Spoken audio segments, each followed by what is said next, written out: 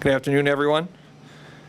At this point, we will post the POW MIA flag by Jeff Aganeth, Viet Now, DuPage chapter.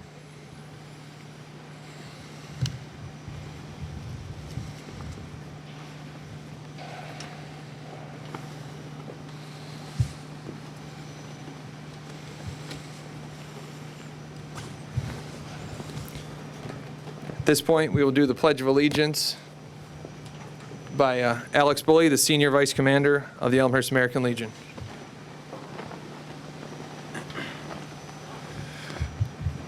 When given the command, please remove your hat, stand with your hand over your heart. We're rendering the proper salute, facing the flag.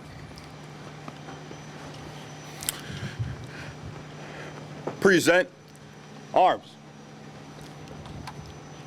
I pledge allegiance to the flag of the United States of America and to the republic for which it stands, one nation, under God, indivisible, with liberty and justice for all. Order. Arms. Thank you, Alex. At this point, we will do the national anthem sung by the chorus of DuPage.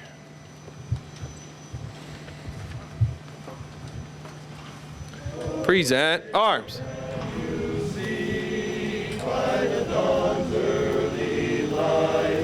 What so proudly we hailed at the twilight's last gleaming, whose broad stripes and bright stars through the perilous tide, for the ramparts we won were so gallantly streaming, and on his red flag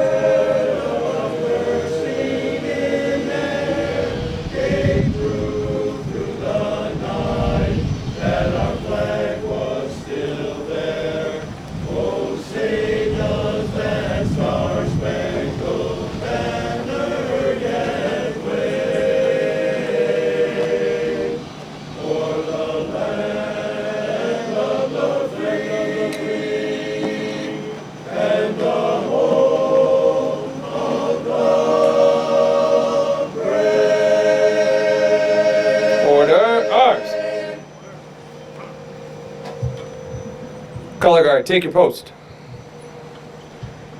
Right, face. Forward, march.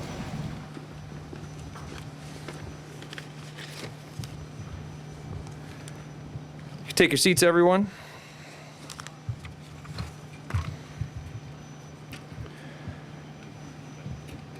Greetings, everyone, and thank you for coming here today for our annual Veterans Day ceremony. My name is Eric Paglia. I'm the newly elected post commander of the Elmhurst American Legion.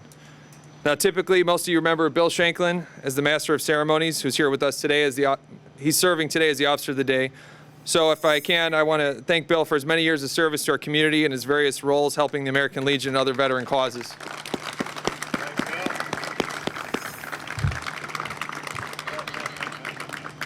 First and foremost today, I want to recognize any veteran in the audience for their selfless service to our country and the United States Armed Forces. Every one of us is indebted to you for preserving our American way of life that we enjoy today. As I look today at our Honor Guard, I'm reminded of the fact that last Veterans Day, our Honor Guard included Elmhurst native Alex Davis, who is currently serving in Kuwait in the Army National Guard on federal orders in support of Operation Spartan Shield. Our National Guardsmen and reservists don't often get the credit that they deserve for their service as citizen soldiers who put their career and family and life on hold to defend our great nation. So I want to wish him well and pray for his safe return, and most importantly, looking forward to him serving in our Honor Guard once again on Memorial Day 2025. We have some great speakers here today to mark the occasion, so I will keep my opening remarks brief. Also keep in mind that this is my first time doing this, so please excuse any mistakes that occur as a part of this new role. Every person has some connection to the military, and I think it's important to remember those connections as we celebrate this Veterans Day. My first exposure to the military, like most, was from my grandparents. My first exposure to my paternal grandfather served in the United States Army in World War II. He was stationed in the Philippines towards the end of the war when the United States shifted focus from the European theater to the Pacific theater. My maternal grandparents are both Navy veterans and still alive today. My maternal grandfather served in the Korean conflict and grandmother joined the Navy shortly after the Women's Armed Forces Service Integration Act was enacted by Congress on June 12, 1948. That enabled women to serve as permanent, regular members of the armed forces, including the Navy. Her tenure was mostly served in Washington, D.C. at the Office of Naval Research, which had just been created a few short years before. So whether it's a grandparent, a cousin, an uncle, even a neighbor, I think it's important to reflect on these relationships we all have with our military veterans and appreciate their service and sacrifice to our nation. I also think it's important to remember that just because we no longer serve in the military, that we still have a lot to offer our community through organizations like the American Legion. At this point, I want to introduce Elmhurst University Professor Mary Walsh, who will speak about a class she teaches regarding World War II veterans, and she's going to be accompanied by a student representative who's going to say a few words as well. So Mary, I don't know if you're here.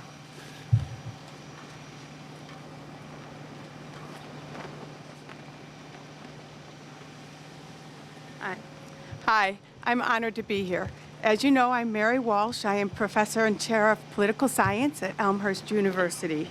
I have the privilege this term of teaching a freshman seminar entitled The Greatest Generation versus the Next Generation. And in that class, we read Tom Brokaw's book, The Greatest Generation. This gives us an opportunity to think about service, about the possibilities of service for transforming our lives, for transforming our society, for transforming our global world.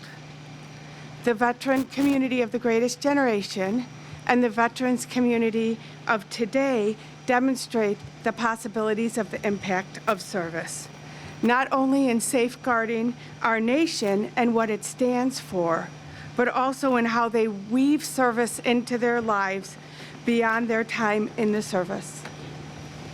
During the term, we are honored to welcome a handful of veterans to our classroom to help us think about the transformative possibilities of service in the broadest sense. This year, Bill Shanklin joined us and helped us think about the post-World War II world and the challenges of the Cold War and of today. In offering his remarks, which are sometimes, I think, perceived as ancient history to the students, I think many of the students in the class perceive Bill's life as an example of a veteran who, like so many veterans, perceive service as a lifelong commitment. John Scudder also joins us. From John, we learn about Checkpoint Charlie and learn that Checkpoint Charlie is neither a person nor a cartoon character. And we also gain insight into a very different side of Bill and his service. Okay, we also learn more about what it means to stand up for what you believe, wherever you are and whoever you face. Lori Tompos joined us and helped us think about how the possibilities for service grow and evolve. She also offers insight into the essential role of being a leader, being one of the first, and the difference that that can make for the people coming after her. Later this term, Cameron Kasmar will join us and help us think about the most current conflicts and the importance of understanding what is going on beyond our border. So, in sum, I have so many thank yous to say. Thank you to Bill and John and Lori and Cameron for sharing their stories with us. And also thank you to each of you who have served, so that I and my students might debate and discuss the possibilities for our collective futures. Thank you. And here is Audrey Hayes, one of the students from that class.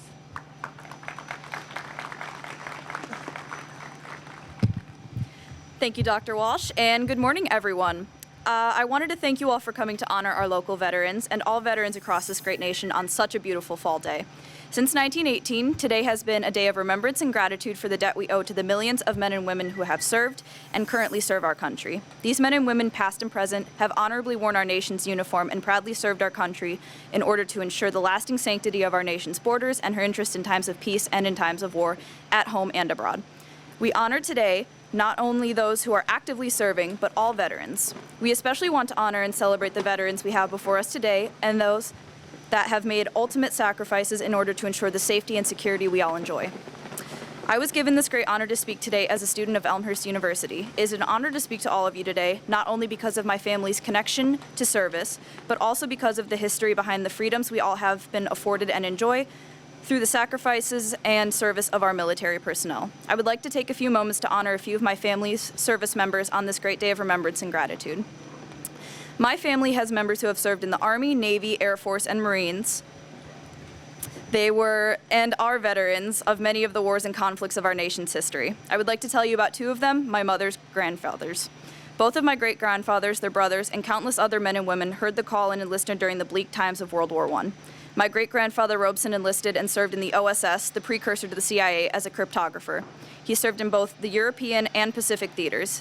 He was blessed with an eidetic memory and was fluent in German, which gave him the ability to intercept, decode, and counter vital messages from Axis powers, aiding not only our military, but allies in the fight against evil. What he saw and what he did changed him for better or for worse. But he made that sacrifice for his family, his nation, and for generations to come. It was then and always will be a sacrifice worth making. The military gave him a strength and helped guide him throughout the rest of his life. He even used that experience to save a life back here in the States. My great-grandfather Anderson enlisted along with his 4 brothers. He was 17 at the time and the youngest of all the boys. His brothers chose to join the Army, and he chose to serve in the U.S. Navy. He was stationed in the Pacific Theater as a submarine driver on the USS Hackleback. He served many missions and endured unbelievable conditions with his fellow submariners. They were men of conviction and honor, just like the veterans we have before us today. They loved their country and knew that this was a service of the greatest purpose. My grandfather Anderson's family lost 3 brothers in that war, which was incredibly difficult for them to bear. However, their sacrifices and the sacrifices of millions more were not made in vain, and that brought them comfort and solace. He too left the service and gave back to his communities and had an everlasting brotherhood with the men he served with, meeting once a year to celebrate life and mourn loss. The stories of service members from all branches of our military are stories of love, loss, sacrifice, perseverance, and gratitude. They are stories of brotherhood and honor.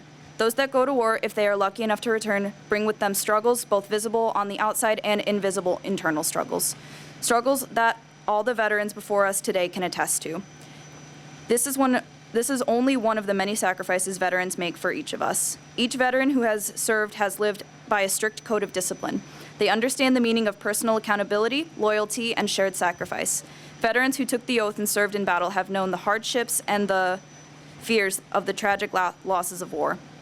The memories and hardships endured follow our veterans through life and can be hard to bear. To all our veterans, know this: the work you have done and the sacrifices you have made are not in vain, but serve just and honorable purposes, and we Americans are forever grateful for your efforts.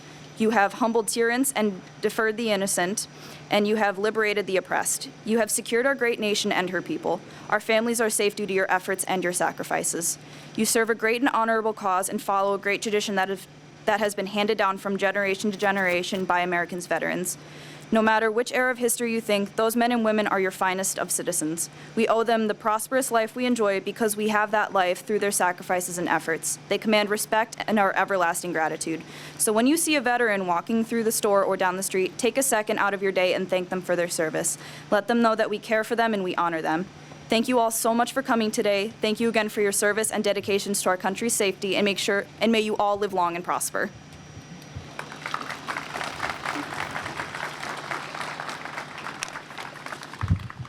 Thank you, Audrey.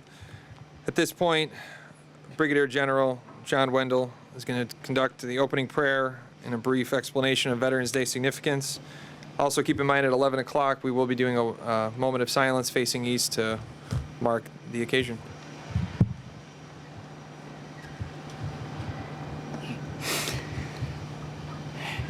It is of great importance to realize that because of the men and women in the U.S. military that our religious freedom has been preserved, and that we as citizens can worship and pray according to the dictates of our religious belief.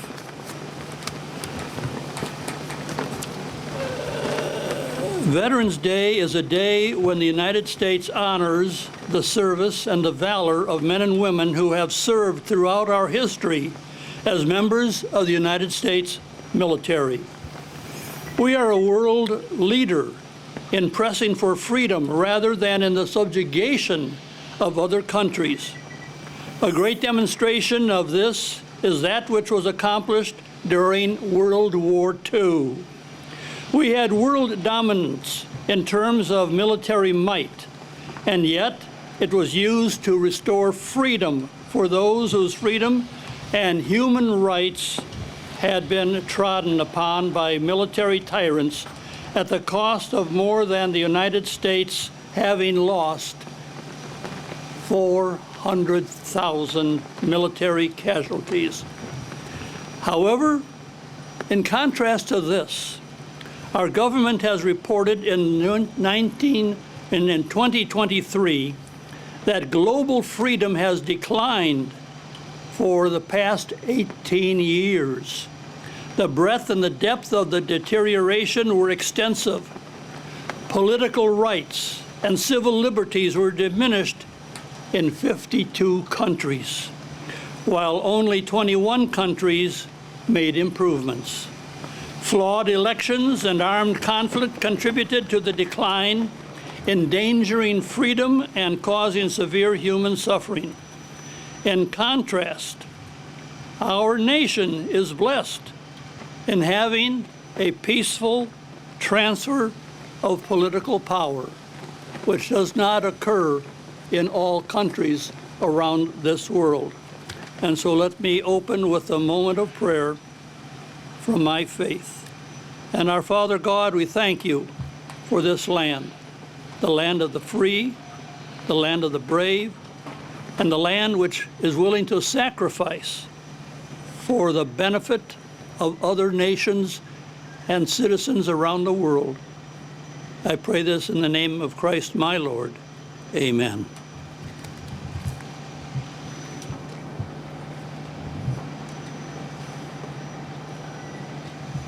Thank you, General Wendell. At this point, Brian Costello with the Shannon Rovers will play a musical selection.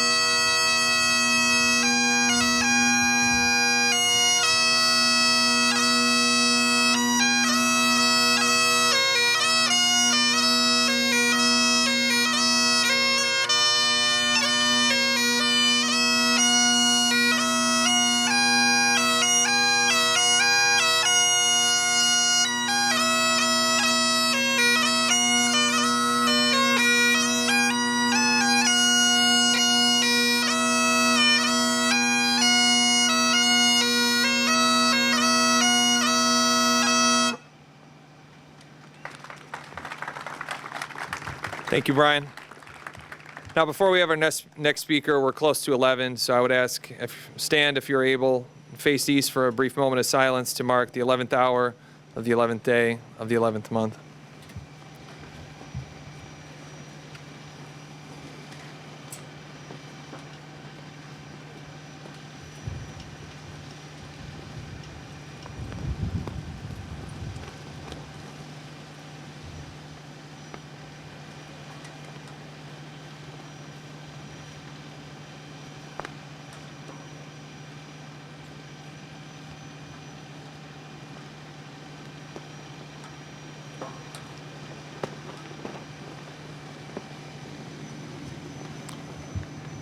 Thank you. You could be seated, please. At this point, I'd like to introduce a friend, Elmhurst Mayor Scott Levin, to mark the occasion. Scott.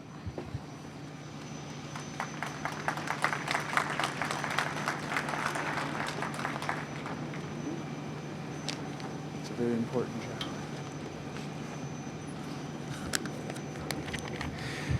Thank you and welcome to today's Veterans Day service. I'm honored on behalf of the City of Elmhurst on a day when we commemorate the brave men and women who've served our country. Historically, World War I was known as the Great War. The ending of World War I was regarded as the war to end all wars due to the tremendous loss of life and destruction that was attendant to that war. In November 1918, President Wilson proclaimed November 11th as Armistice Day, the first commemoration that year, with the following words. To us in America, the reflections of Armistice Day will be filled with solemn pride and heroism of those who died in this country's service, and with gratitude of the victory, both because of the thing from which it freed us and because of the opportunity it gave America to show her sympathy with peace and justice in the councils of the nations of the world. And Armistice Day was later renamed Veterans Day, a day to not only remember those who died in service, but all of those who served in the armed services of our country. We gather here for this ceremony to honor our veterans and for the public to join us in expressing our appreciation for what the veteran has done for us. Last Friday, I visited the Grove, a rehabilitation center located on North York Street here in Elmhurst. I was joined by Alderman Jacob Hill, who himself is a veteran, and American Legion Post Commander Eric Puglia, Jackie Lopez, who is the president of the Elmhurst chapter of the Student Veterans Association, and about another 6 or 8 Elmhurst University students who are veterans and members of that association. And I want to recount this visit for 2 reasons. One is so that you'll know that ChatGPT didn't write my speech. And secondly, because I think it was a very poignant Veterans Day story. We started going to the Grove a few years ago when we realized that there were a lot of veterans who were not physically able to attend the ceremony we hold today. So when we get to the Grove, which is a rehabilitation center, we had a ceremony that was 12 or 15 veterans generally, and then there were some veterans who couldn't even make it down from their rooms to attend the ceremony at the Grove. And all of us went room by room to visit these individual veterans. We give them a certificate, a simple piece of paper that thanks these veterans on behalf of the City of Elmhurst. We bring some gifts, blankets, maybe some military swag that would honor them for their particular branch of service. Their expressly stated appreciation and visible reaction was remarkable. The first patient we visited was a Vietnam-era veteran who became very emotional, thanking us for remembering him, for acknowledging his service and making a special trip to the Grove. The reaction of the other patients was similar. I'm very proud of the student veterans who are decades younger than everyone we visited to take the time out and see the continuing line of service in the veteran community that has existed since the beginning of our country. Alderman Hill would say at the end of each visit, veterans don't forget veterans. And my immediate thought was, no one should forget veterans, particularly those of us who have not served. And so here we are today to say thank you to all of our veterans. Their sacrifices and courage are what have shaped our country and protect the tremendous gift of freedom we all enjoy. Finally, an additional thank you to our Veterans Commission, city staff, our police and fire departments, our park district, the American Legion, and everyone else who has contributed to making today's event the spectacular event it is. And thank you again to all of you who are here this morning to honor our veterans.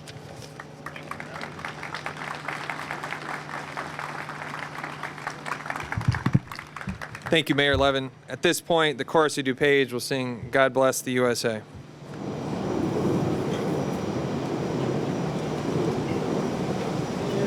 All things for God.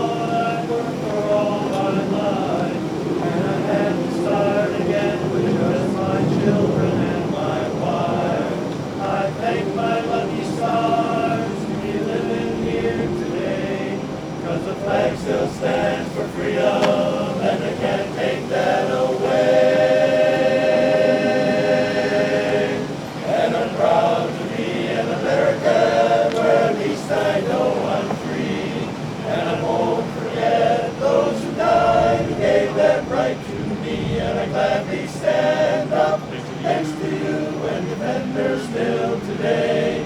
'Cause there ain't no doubt I love this land. God bless the USA.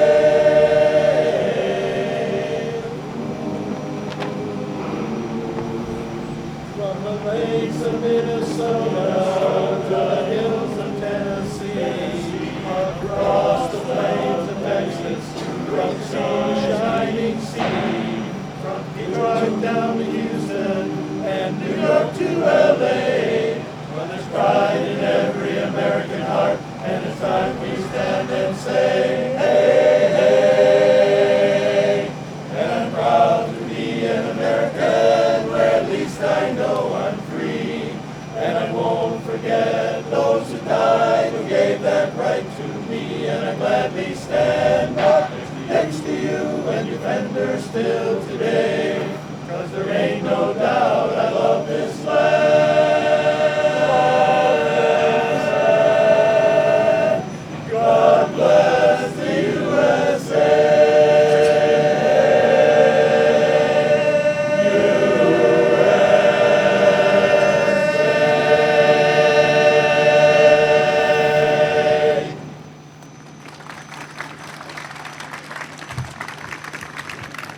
Thank you. As customary every year, we lay 2 wreaths in front of the memorial here. We were going to have Junior Vice Commander Matt Aldinger lay one of the wreaths, but unfortunately his grandfather passed away, a Korean War vet, and today is his funeral. So we will be having Judge Advocate and 2nd Ward Alderman and also Army veteran Jacob Hill, along with Elmhurst Mayor Scott Levin, each place a wreath in front of the Veterans Memorial.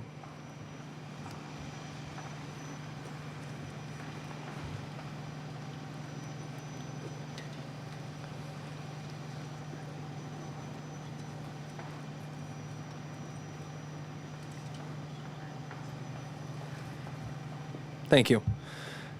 At this point, there'll be a special recognition said by Ralph Picciano, Chairman of the Elmhurst Veterans Commission.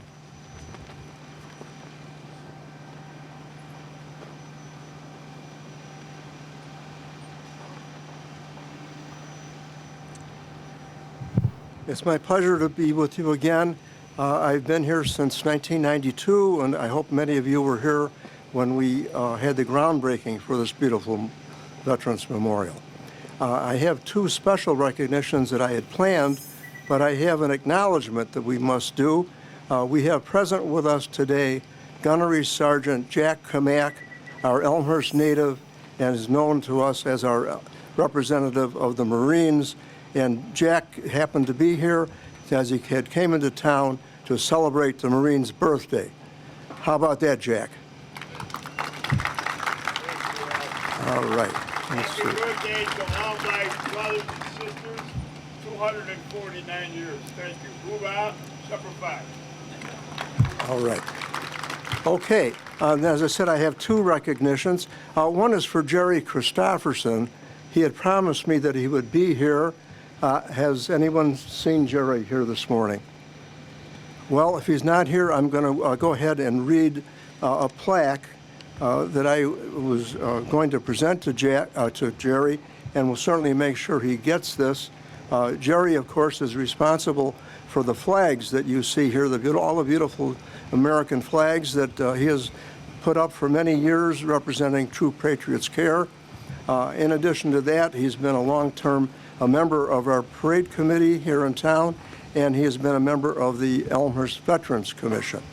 So with that, the Elmhurst Veterans Commission always remembers Jerry Christopherson, True Patriots Care, for his service to the Commission from September 2020 to October 2024, presented on Veterans Day, November 11th, 2024, at the Elmhurst Veterans Memorial, Wilder Park, Elmhurst, Illinois.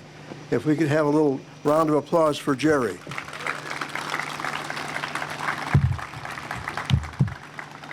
And the other planned recognition is in front of a presentation that we're going to hear from Dee Longfellow. Dee, would you please come forward? I think many of you know Dee. Dee has been a longtime reporter here in Elmhurst. She has been very loyal to all of our Elmhurst Veterans events. With that, I'm going to present this plaque.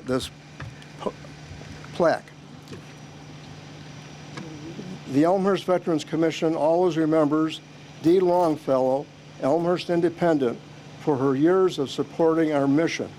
Presented on Veterans Day, November 11th, 2024, at the Elmhurst Veterans Memorial, Wilder Park, Elmhurst, Illinois. And this is for Dee. Thank you very much. Oh, it's my pleasure. And as an aside, Dee and I have been longtime friends. We go back into the early 90s. And once I became the commissioner of the Veterans Commission, she was on the receiving end of biographies that I put together on military veterans who were honored here at the memorial. And her assistance, along with P. Kruger's, was greatly needed and greatly appreciated. Thank you. Congratulations. We look forward to your remarks. Stay here. Just stay here for a second. Thank you, Ralph. At this point, so Ralph kind of alluded to, Dee Longfellow is somewhat of a legend in Elmhurst. I haven't lived here as many as most, but shortly after moving here, getting my very first Elmhurst Independent, Dee is always a friend to veterans. So today will actually be her last journalistic endeavor covering Veterans Day, so I thought it only appropriate that she say a few words to mark this occasion.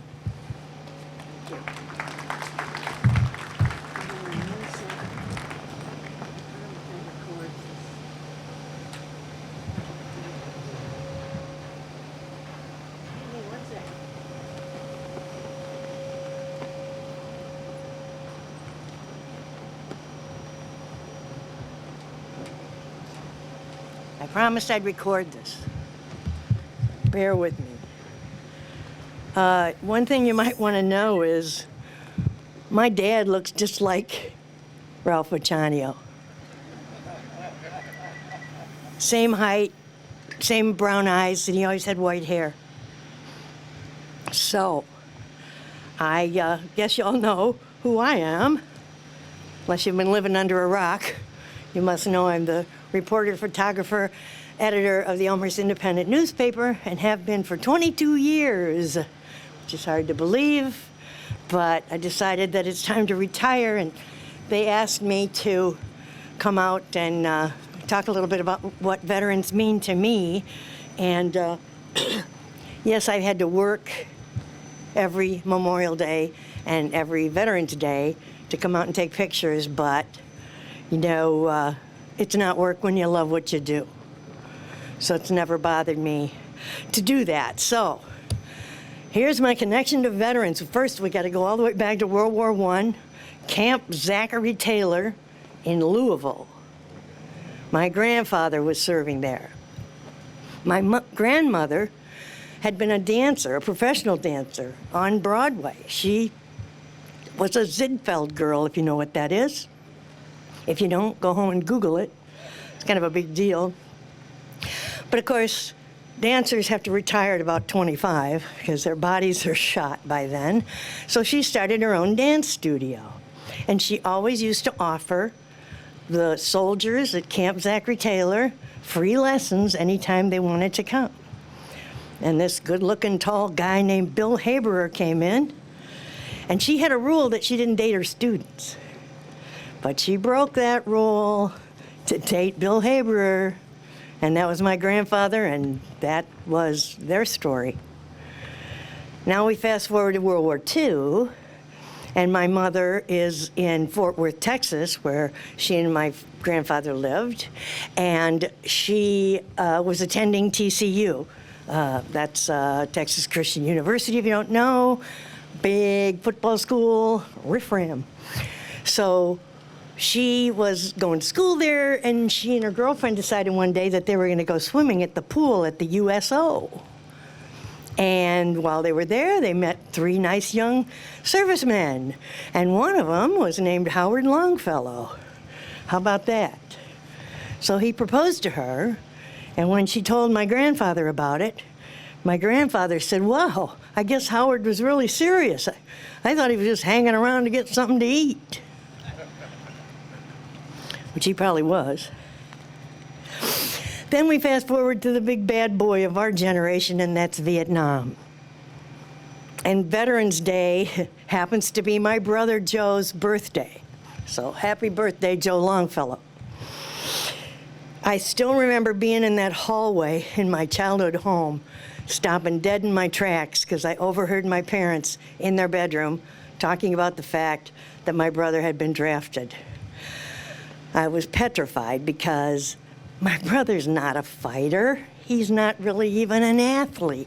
I mean, he's not a wimp, he's a musician. And he played the trumpet like a dream. He could have been Miles Davis. But, of course, you get drafted, you gotta go to the service. So he goes to basic training and had his struggles. Those of you who have been through basic training know that one of the things you have to do is wrestle one of your recruit mates in an area probably about as big as this. Well, like I said, Joe wasn't much of an athlete and he'd never wrestled before, so he called my mother and said, well, it only took the guy 3 seconds to pin me. My mom said, oh, that's not too good, is it? And he said, no, but it took him 25 seconds to catch me.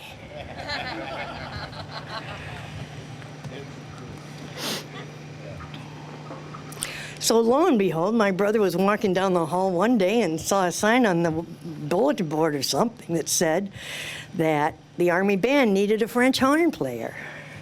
And guess what people who play the trumpet can do? They can play the French horn. So he said, I can do that. And luckily, he spent his military career in Germany with the U.S. Army band, which is very exciting, and we were quite relieved. And the interesting thing is that in 1987, I got on the committee that helped bring the traveling Vietnam Wall here. Remember that? Me and George McGuire. I don't see George here today, but I shared my brother's experiences with some of the men that were there, and I've always been a little bit gun-shy about, well, he was in the band, you know, wasn't exactly on the front lines. And 2 separate gentlemen came up to me and said, do not discount your brother's service. We needed that. We needed people in the band. We needed that as much as we needed bullets and guns and ammunition. So don't ever slight him as if he didn't do enough, because he did. So that was good news. Then, when I was working at Elmhurst, at Holiday Inn downtown, Mart Plaza, I met a sailor. Now, I also had a rule like my grandmother. I didn't date people in the workplace. It was just a little rule of mine. But I broke that rule like Grandma did and dated Ed Bourne, who was my husband. He came with 2 kids, got a package deal by the husband, get the 2 kids free. And, you know, from time to time, you know, in conversation, you say, trust me. Come on, trust me. You say that to your spouse. And every time he said to me, trust me, I always said, last time I trusted you, I ended up with 2 little people in my house asking me what's for dinner. So I broke Grandma's rule and dated Ed Bourne. He did 2 tours, one on the USS John McCain, which was a destroyer, and one on the USS John Hancock, which was an aircraft carrier. And then we move ahead to the war in Iraq. I had the bittersweet task of writing 3 obituaries for young men who were killed in combat over there. Sean Edwards, Jesse Alcozer, and Joe Vanek. Now, the Vaneks were deeply entrenched in our community.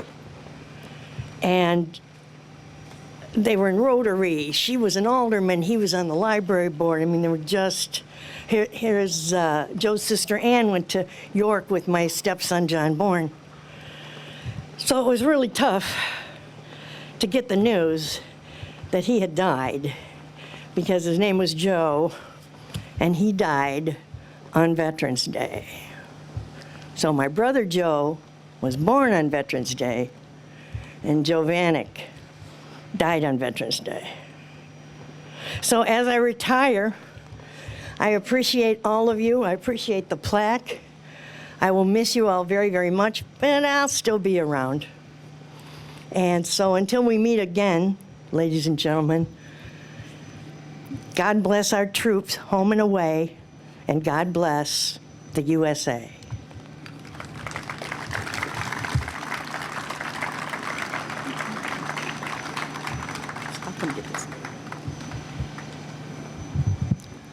Thank you, Dee, for your many years of service to our community. At this point, we will be conducting a final roll call read by John Quigley, President and CEO of the Elmhurst Chambers of Commerce and Industry.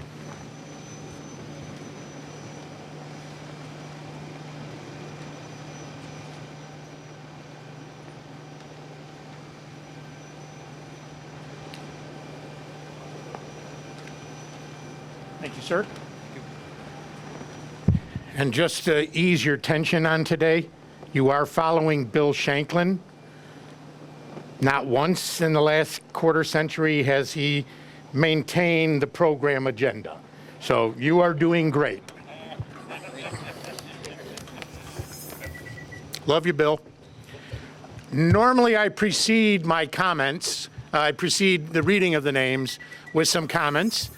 This year I'm going to save them for the end, and we will start with those we have lost and said goodbye to since we last met here on the post-parade military ceremony here at the Veterans Memorial last May.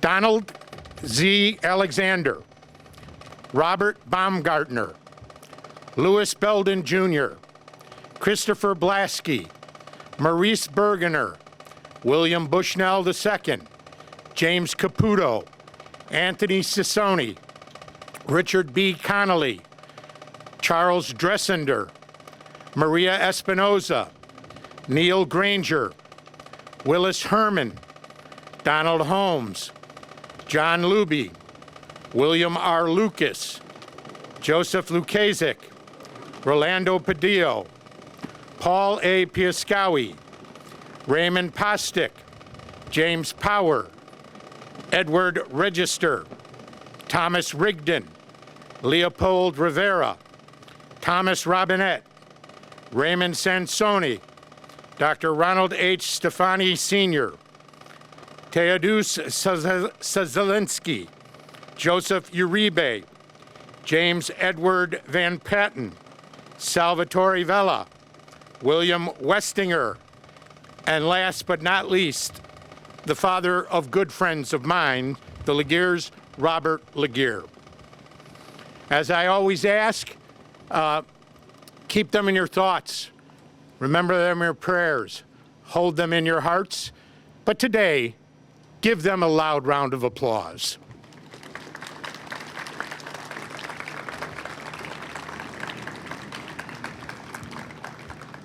So the past quarter century, I've had the honor and the privilege of reading the names of those we have lost, both after Memorial Day and at today's ceremony. Over that time, I have read the names of more than 5,000 of our local guys and women who have served and passed, including friends and family. My Uncle Leo flew bombing raids over Germany during World War II. My brother-in-law, Don, was fighting in Korea. My brother, Tommy, did 2 tours in the jungles of Vietnam.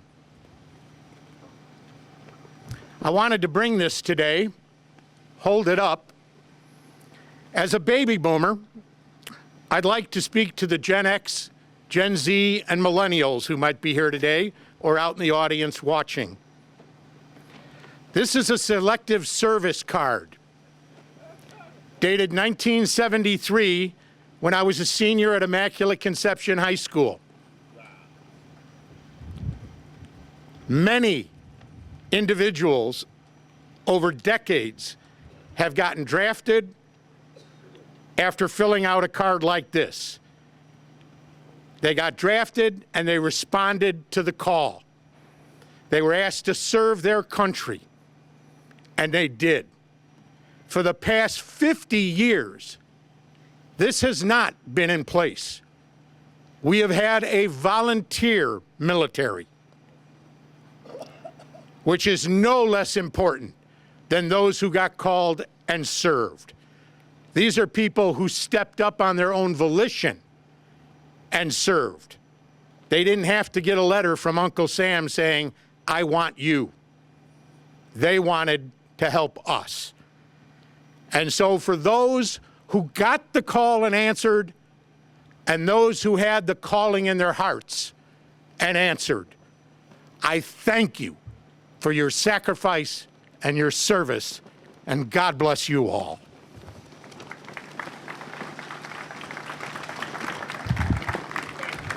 Thank you, John. Rifle squad, fire a 3-round volley.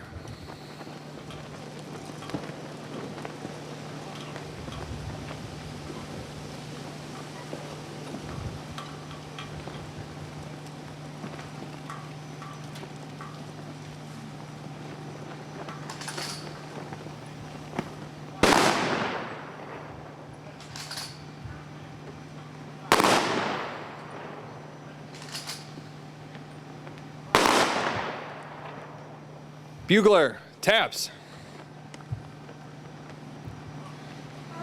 Present, arms.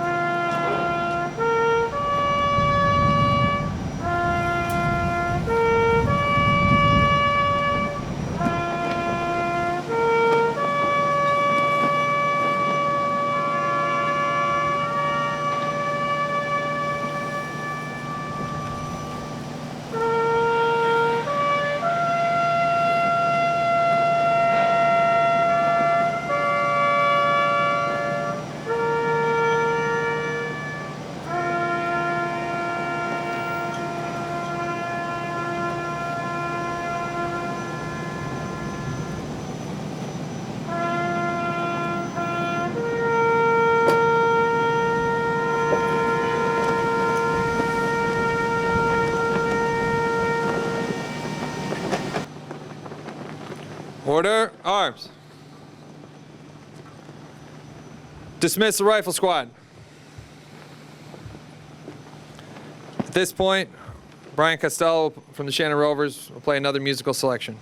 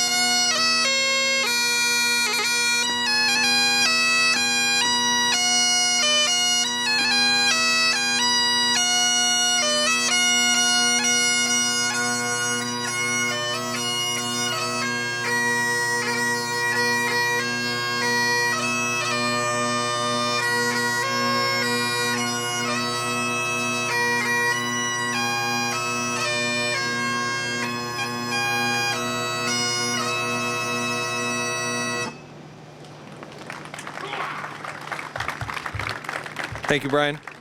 At this point, we will do our benediction by Brigadier General John Wendell.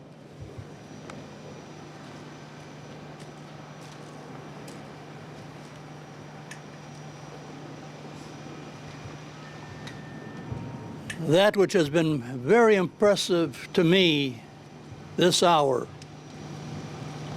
is that our speakers, our whole purpose has not been to lay out a list of nations that we have subdued, but rather the nations that we have brought freedom to. And so with that in mind, let us pray and thank God for the land in which we are blessed to live. And our Father God, we thank you for this day, for this nation, for the citizens of this city, to honor the men and the women and the civilian workforce, too, that supplied the means for the men in service to complete their task of providing freedom to those who have lost it. We pray that our hearts will be filled with gratitude and a sense of patriotism as we leave this service and continue our daily lives as members of this great nation. I pray this in the name of Christ, my Lord. Amen.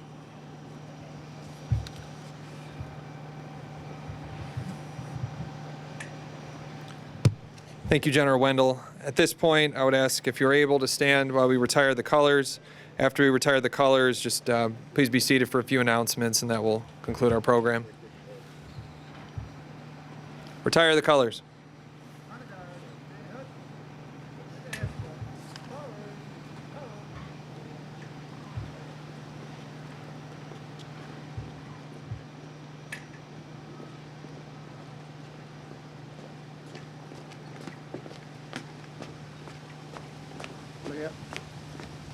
Go ahead.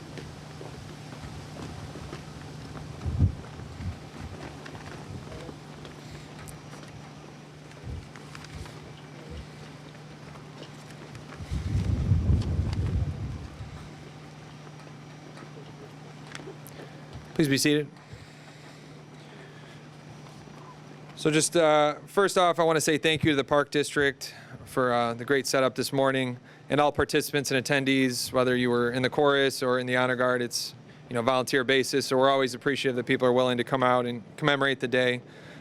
Just want to say today there will be lunch at the American Legion. We're always open up for lunch, but just wanted to make a reminder of that today. I won't be there. I'll be at the Roosevelt Retirement Community with York High School teacher Justin Riskus with some York High School students. We're meeting with Vietnam and Korea era veterans. So I will be there. So as I close my time before you here today, I want to thank everyone who served their country in the United States Armed Forces. Your service to your country is the basis for the reason and the life we enjoy today, living in the most free and prosperous nation in the history of the world. All of you contributed in some way to maintaining our American way of life. Thank you again for the opportunity to speak here today. May God bless you, and may God bless the United States of America. Happy Veterans Day, and thank you again.